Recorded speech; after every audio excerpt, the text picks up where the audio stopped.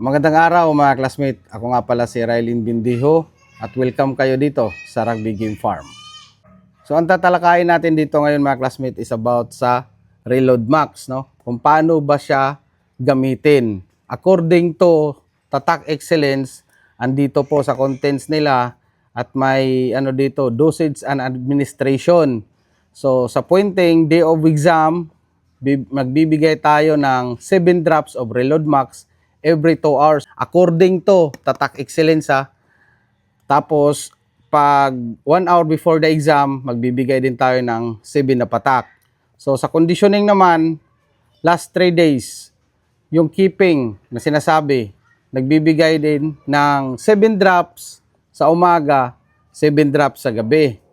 Then, yung about sa travel naman, o kung isi-ship yung manok, or kung papunta ng school, magbibigay din ng 7 drops of Reload Max bago ilagay sa box, no? 30 minutes before the travel or yung pag-alis. So sa day of review naman classmate, no? Nagbibigay din ng 7 patak na Reload Max before and after. So 30 minutes bago review, patakan ng 7 drops. At pagkatapos naman ng kanilang review, magpapatak din ulit ng 7 drops. So yan po yung according to Tatak Excellence, no? So dito naman kasi may basihan din yan mga classmate. Hindi sila magbibigay ng guide kung hindi nila sinubukan to kasi dumaan kasi sa proseso to. Ito po yung proper na pagbibigay talaga. Ngayon, hindi lang po sa mga pang-exam natin na mga alaga ang Reload Max kasi mayroon din dito newly hatched chicks. So yung bagong pisa, nagbibigay ng 1 drop Reload Max bago siya lagyan ng markings. Kasi pag nag-marking tayo, stress nga yun. So bago tayo mag-markings, pagka pisa, papatakan. Kumbaga sa traditional is yun yung water and sugar mix na pinapainom natin. Dito is nagbibigay ng 1 drop of Reload Max according to Tatak Excellence. So ngayon mga classmate, ito naman po ay according to my own, no? Dito sa Rugby Farm kasi tapos na tayo doon sa according to Tatak Excellence kasi silang gumawa nito eh. Ngayon may ni-revise ko yung paggamit. Ito sa review mga classmate, nagbibigay pa rin kami 7 patak bago review and after review. Sinunod ko yun. Dito sa travel, sinunod ko rin yung travel na 30 minutes bago punta sa school, nagbibigay din kami ng 7 drops. Then, pagkadating sa school, nakalimber sila, relax muna din sila ng mga 30 minutes, bibigay ulit kami ng Reload Max 7 drops. Yan, sinunod ko yan. Pero dito sa conditioning, last 3 days classmate, no, yung keeping days, ang bigay ko sa kanya is 7 drops lang po every morning. Every evening, sorry. Every evening kasi nagbibigay kami ng Rispigin 15 sa morning tapos Volplex KQ, no? So binawasan ko na yung Reload Max kasi pahinga naman na sila eh. So ang importante na part doon sa gabi kasi mahirap po yung baka ma-overrun ba o masobraan, no?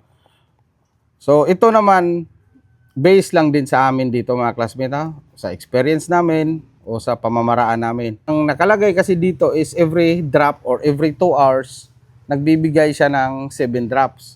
Sa akin mga classmates, once na pagkadating dun sa school, then magbigay ako ng 7 drops after pakain. Pag na-keeping na yan, hindi na ako nagbibigay, no? Hindi na ako nagbibigay classmate.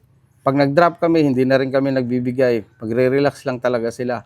Dito na ako nagbibigay sa pag sinabing limber na, no? Or tansyahan lang yan kasi kung mabilis yung phase ng exam classmate, mabilisan lang 5 to 10 minutes tapos na yung ano, kasi siyempre mag-gaff pa, pila ka pa doon. So dapat itansya mo yan na maaabot mo yung 1 hour, no? Mas maganda kasi siya 1 hour compare doon sa mga 10 minutes na lang, parang hindi siya maka-circulate ng maayos yung Reload Max. Mas maganda, mas matagal, mas okay. No? So pag nalimber na kasi, kadalasan dito, pagkalimber, mga after 5 minutes or 10 minutes, ganon, magagaf na.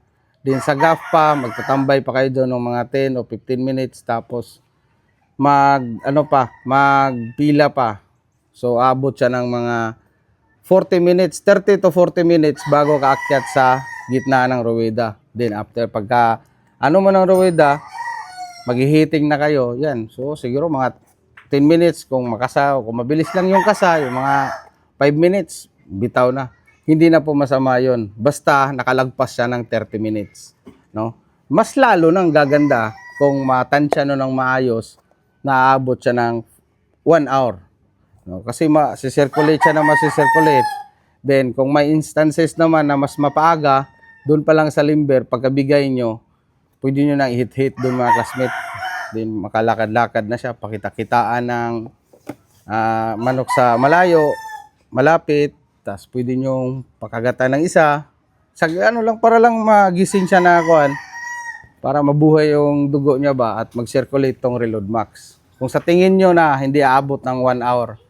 Ang diskarte pa dyan, isa mga classmate, kung ang limber, example, fight number 9 kayo, ang limber is 1, 2, 3. Pag sinabing limber yung 4, 5, 6, pwede nyo rin sabayan yun.